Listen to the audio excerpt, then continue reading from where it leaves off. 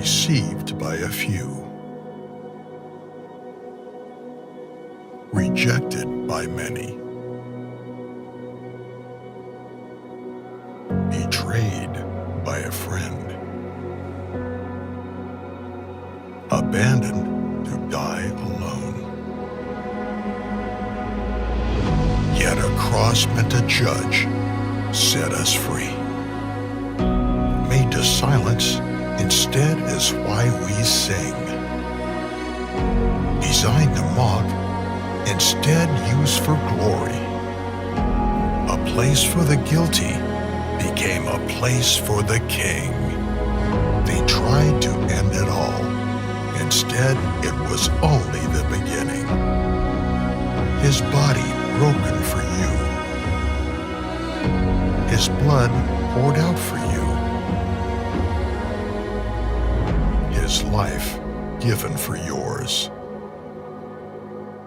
Only by the blood are we set free.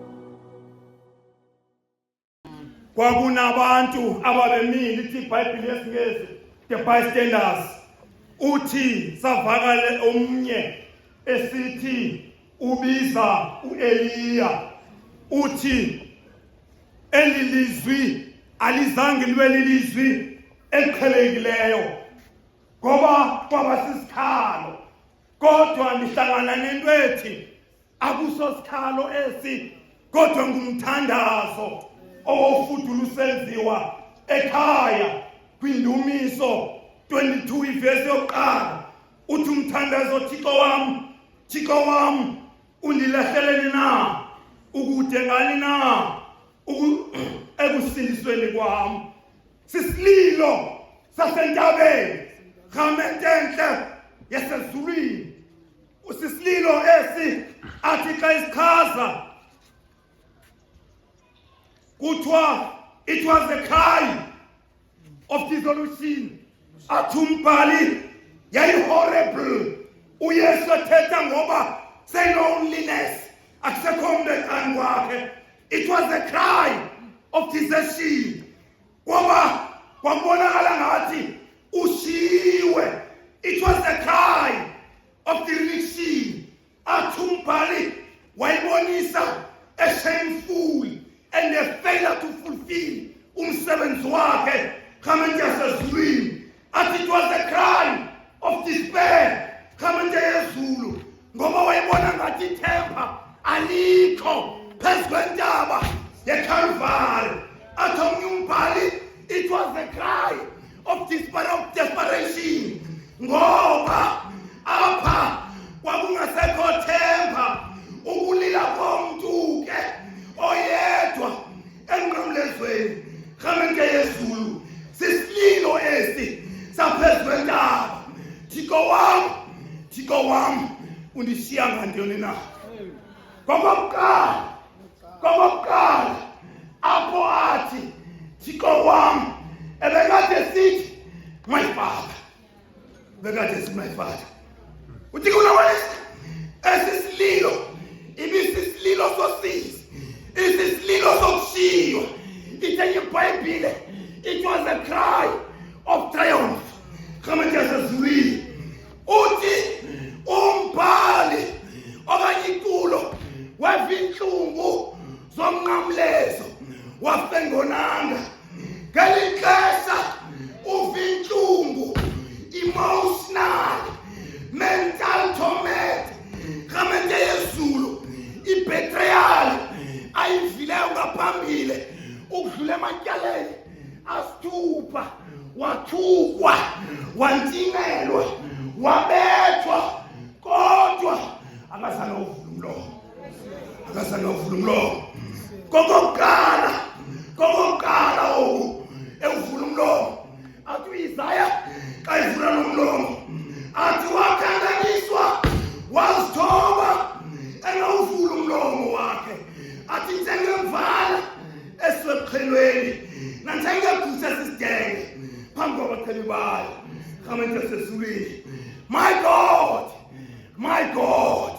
uthi umbhali njengoba iphindaphinda kabili ethi my God My God, uthi ngoba siyazoba kwakuyi-training, kukhona uThixo Yise, kukhona uThixo Nyana, kukhona uThixo Moya Oyingcwele. Kodwa ngoku uThixo Nyana ubiza uThixo Yise. My God, wokuqala uThixo Yise, owesibili uThixo Moya Oyingcwele. uThixo Moya Oyingcwele.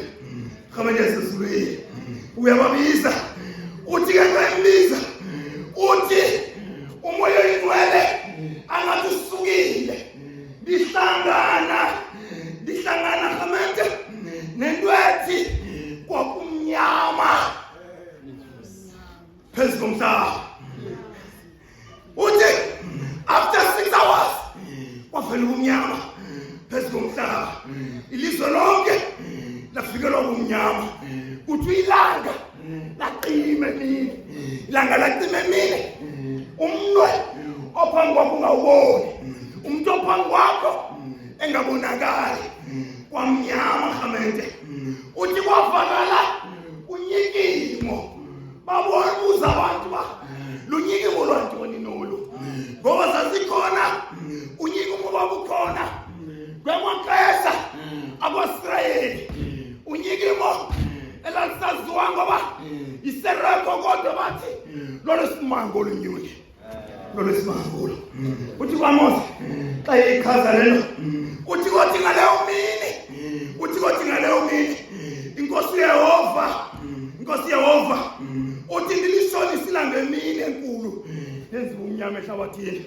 Manikoduke khamanje, manikoduke.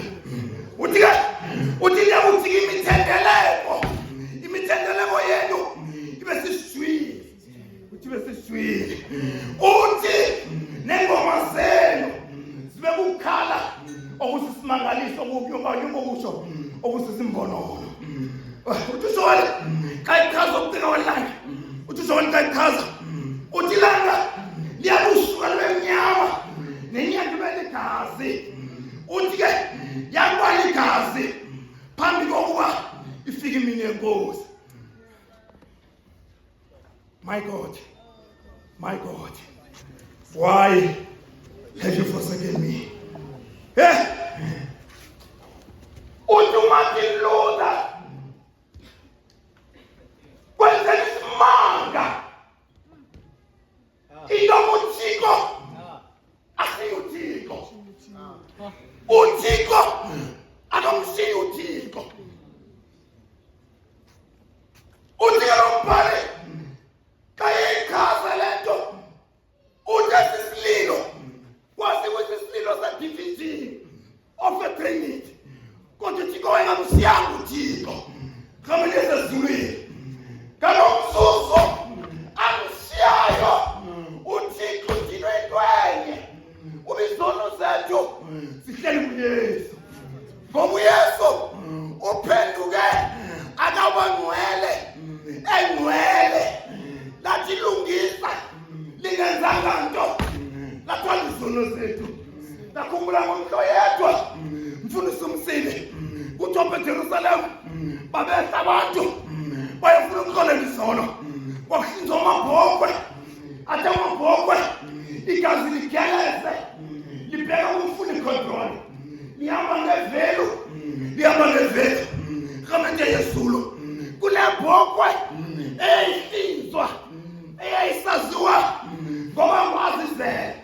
Uthi wazazele wayethi bangaba kuthethelwa izono akhuluke ahambe ayekuwanganisi, athi umntwana phambi kwetempile athi izono zakhe zixolelwe,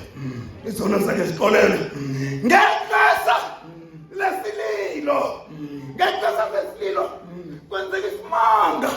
uYesu uthi xa esiya emnqamlezweni abona idonki ewayeyikhwele awayongena eJerusalema iboshelelwe. Uthi umbhali wothi wakuyijonga aqhawuke imikolongelo okanye izinto ayiboshelwe ngazo yangidonki ithi ndingamthwalela izono zakho. Uthi ke akulila athi my God, yasuka idonki yathonga ekhaya. Zathi isimboli sesiphambano sahlala phezu kwedonki. Khamanje thando lizulu Apha kwasisililo sasemnqamlezweni, the cry okanye khona izono, the anguishing, the agony silent, izinto ezithathu ezikaphelekayo apha ezi-horrible. Uthe ukugqibela i-abandonment of the son. Kodwa uThixo akamshiyanga unyana wakhe. Ngizondibiza Rhamente, ngizonibizela kuThixo ongayishiya, ngizonibizela kuThixo woqweqwe. uThixo bewama namajoni DRC bamuza kuphila uThixo, wavela uThixo.